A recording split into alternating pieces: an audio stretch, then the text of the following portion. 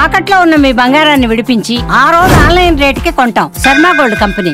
అందరికీ నమస్కారం. నా పేరు మాధురి. మీరు చూస్తున్నది సుమన్ టీవీ నెట్వర్క్. ఈ రోజు మనతో పాటు ఉన్నారు ప్రముఖ ఆధ్యాత్మికవేత్త అనంతలక్ష్మి గారు. నమస్కారం అమ్మా.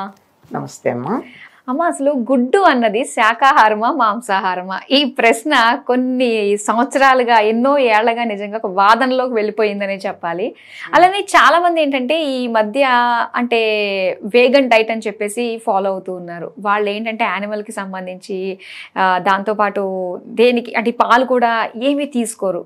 ఇదంతా ఏంటంటే వాటిని మనం హింసిస్తున్నామన్న ఫీల్ తోటి ఉంటూ ఉంటారు. అసలు ధర్మశాస్త్రాల్లో గుడ్డు తినచ్చు, అది పర్వాలేదు, శాకాహారమే, లేదంటే అది మాంసాహారమే అన్నట్టుగా ఏదైనా చెప్పబడింది అంటారా? అసలు గుడ్డు గురించి నాకు తెలిసి ధర్మశాస్త్రాల్లో ఎక్కడా ప్రస్తావన లేదమ్మా. ధర్మశాస్త్రాలలో వీటికి సంబంధించిన ప్రస్తావన ఉన్నట్టుగా నేను చూసిన వరకు లేదు. ఒకటి. రెండోది, ఈ ఆహారం మీద లేబుల్స్ వేసేవాళ్ళు కూడా గ్రీన్ ఏమో ప్యూర్ వెజ్ అని వేస్తారు, రెడ్ ఏమో నాన్ వెజ్ అని వేస్తారు. మరి గుడ్డుకి ఏం వేస్తున్నారు? ఎల్లో కలర్ వేస్తారు. ఓకే, అంటే అది వాళ్ళే డిసైడ్ చేసుకోలేకపోయారు, ఇది శాకాహారమా మాంసాహారమా.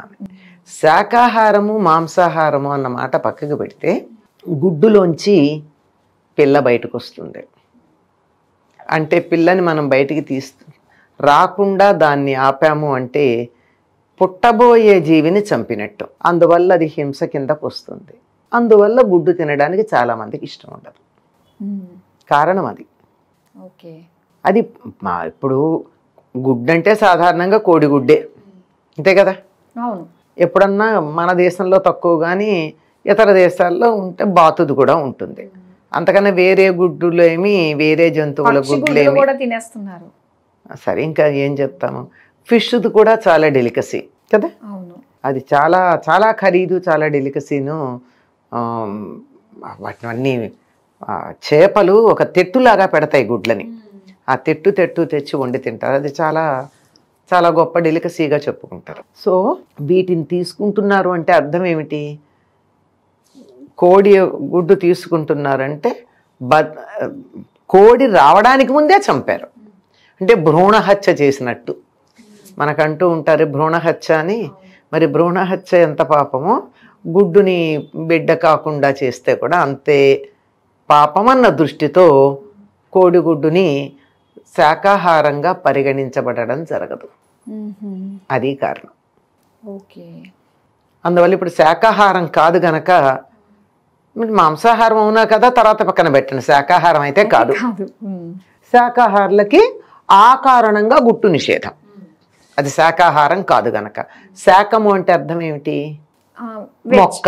మొక్క.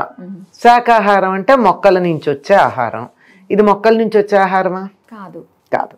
అందువల్ల నిషేధించబడింది. అయితే ఇది ఏంటంటే చాలా మంది నాన్ వెజ్ తినను అని చెప్పేసి కొన్ని రోజులు పెట్టుకుంటారు కదమ్మా. గుడ్డు పర్లేదు, నాన్ వెజ్ కాదు కదా అని తినేస్తూ ఉంటారు. అయితే అది చెల్లదనమాట. అయితే చెల్లదంటే వాళ్ళ ఇష్టం అమ్మా. దీంట్లో ప్రత్యేకంగా ఇది రూల్ అని ఏం లేదు, ఇది ఇలా చేయకూడదు, ఇది ఇలా చెయ్యాలి అని గట్టిగా ఏముంది. ఎవరి జీవలక్షణాన్ని బట్టి, వాళ్ళు చేసే పనులని బట్టి, వాళ్లకున్న ఇష్టానిష్టాల బట్టి ఎన్నింటినో బేరీజు వేసుకున్నాక తీసుకోవడం అన్నది ఉంటుంది. ఇప్పుడు అక్కడ ఎదురుగా ఉంది గుడ్డు, ఇవాళ శనివారం తినను అని అనుకున్నావు, కానీ నీ మనసు దేవుడి దగ్గర కూర్చున్నంతసేపు పాడు శనివారం ఎందుకు వచ్చిందో, గుడ్డు తినకుండా నాకు అడ్డం వచ్చింది అని తిట్టుకుంటూ దాన్ని మానేయటం కన్నా నోరు మూసుకుని తినేయడం మంచిది. అంతే అంటారా? అంటే మనసుతో 100 సార్లు తిన్నావు, భౌతికంగా తినకపోయినా మనసు దాని మీదకి వెళ్లకుండా ఉండేటట్టు ఉండాలి. ఎందుకంటే ఒక్కొక్క రకమైన ఆహారం తీసుకున్నప్పుడు మానసిక పరిస్థితి ఒక్కొక్క రకంగా ఉంటుంది. ఎందుకంటే మనం తిన్న ఆహారంలో 6వ వంతు మనస్సుగా మారుతుంది. మన వాళ్ళు ఒక మాట అంటారు, కాకి బాగా అరుస్తూ ఉంటే ఏమిటో మిరపకాయ తిన్న కాకిలాగా అరుస్తున్నావు ఏమిటంటారు. అంటే గొంతులో మంటుండది, ఎక్కువ అరుస్తుంది. అట్లా తిన్న ఆహారాన్ని బట్టి మన మాట తీరు కానీ మన ప్రవర్తన కానీ ఉంటాయి కనుక దాన్ని అనుసరించి నా వృత్తి ఏమిటి, నేను చేసే పని ఏమిటి, నా ప్రవృత్తి ఏమిటి, నా మనస్తత్వం ఏమిటి, వీటిని బట్టి నా ఆహారం నేను నిర్ణయించుకుంటాను. అంతేగాని ఈ లెక్కలు చిక్కుముళ్ళమ్మ, వీటిని విడదీసే ప్రయత్నం చేయడం కన్నా అసలు వాడి జోలికి వెళ్లకుండా ఉండడం మంచిది. తినాలనిపిస్తే తినండి, ఎవరు వద్దన్నారు? ఓకే. కాకపోతే ఏంటంటే ఇప్పుడు దైవ కార్యక్రమాలు ఇలాంటివి చేస్తున్నప్పుడు కూడా అంటే ఆ రోజు మానేయడం అని కాకుండా ఇప్పుడు మన మనసు నిలకడగా ఉండాలంటే ఇలాంటి నాన్ వెజ్ తినేవాళ్ళు ఎప్పటి నుంచి దాన్ని మానుకుని దైవ కార్యక్రమంలో పాల్గొనడానికి బాగుంటుందంట? అమ్మ, వీటిని తమోగుణ ప్రధానమైన ఆహారాలు అంటారు. అంటే మనస్సులో తమో గుణము రజోగుణం లాంటివి పెరుగుతాయి.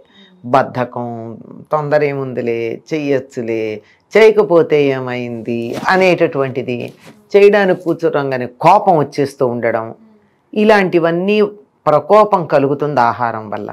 ఆహారం వల్ల మనిషి యొక్క మనస్తత్వము ప్రవర్తన మారుతుంది అనడానికి డైటీషియన్లను అడిగితే చెప్తారు కదండి.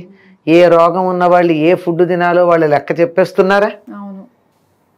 అంటే వెజిటేరియన్స్ కూడా అప్పుడప్పుడు ప్రోటీన్ కావాలంటే నాన్ వెజిటేరియన్స్ గా మారిపోండి అంటున్నారు కూడా. అది అడ్డదారులు ఇవన్నీ.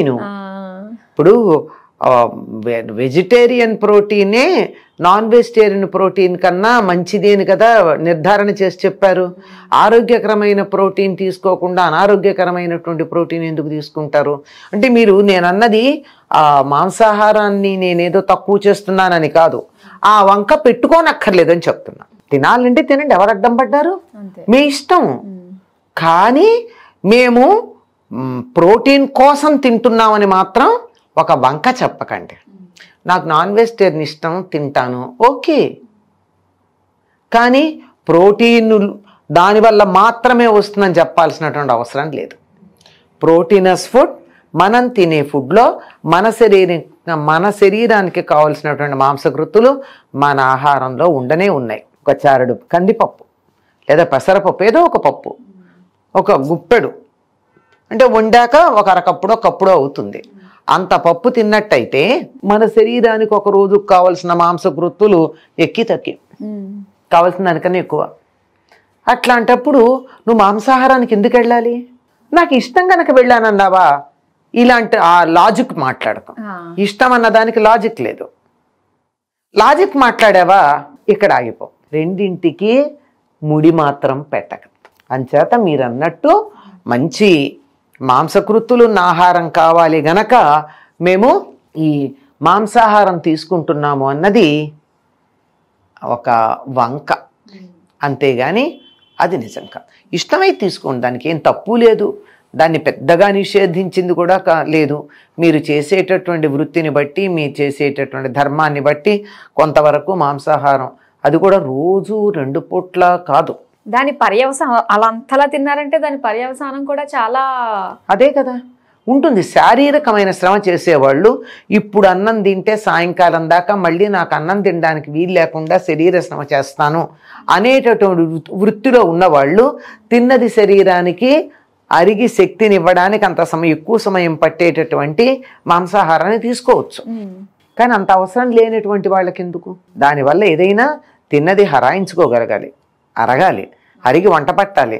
ఆ వంట పట్టడానికి తగిన శ్రమ చెయ్యాలి. ఎన్నున్నాయమ్మా, ఒక్కటి పరిగణనలోకి తీసుకుని చేసేది ఏం కాదు, అనేకం పరిగణనలోకి తీసుకోవాల్సి ఉంటుంది. అందువల్ల దాని గురించి మనం పెద్దగా ఇంత చర్చ చేయాల్సిన అవసరం లేదు. ఇష్టం అంటే చేయండి, లేకపోతే లేదు, అంతే. కానీ సాత్వికంగా ఉండాలి, మంచిగా ఆ రోజు బాగుండాలి ఇలా అనుకున్నప్పుడు మాత్రం చక్కగా వాళ్ళు వెజిటేరియన్స్ అయితేనే బెస్ట్, నాన్ వెజ్ తినకపోవడమే మంచిది. ఇలా మనసు పరంగా మనం ఆలోచించినట్లయితే అంతే కదా. అంటే వెజిటేరియన్ తింటూ కూడా దాని నిండా విపరీతమైన మసాలాలు గుప్పించుకుంటే ఏమవుతుంది?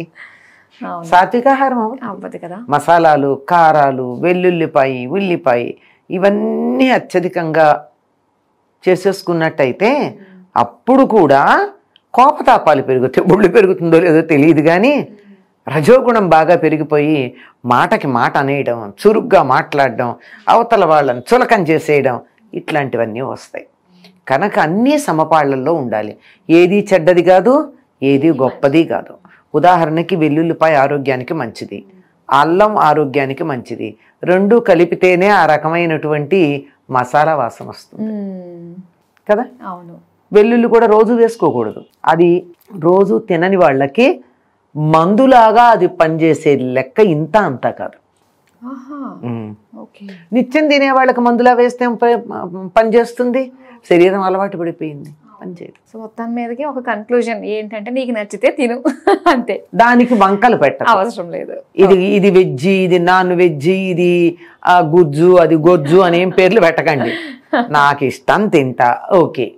ఆ ఇష్టం అనేక రకాలుగా ఉంటుంది. ఈ మధ్య చవకలు వస్తుంది, ఆ కాయగూరల కన్నా చవక, పప్పు కాయగూరలు కొనుక్కుని వండుకునే కన్నా ఒక్క గుడ్డు ఉడకబెట్టుకు తింటే పని అయిపోతుంది అని ఆర్థికంగా శ్రమ పడకుండా ఇలా అనేక కారణాలుగా మీరు 100 కారణాలు చెప్పుకోండి ఎందుకు తినాలనుకుంటే తినండి అంతే. దానికి మీరు కారణాలు వెతికి దాన్ని సమర్థించుకోవాల్సిన అవసరం లేదు, అంతే. చాలా బాగా చెప్పారమ్మా. నమస్కారం. నమస్తే అమ్మా.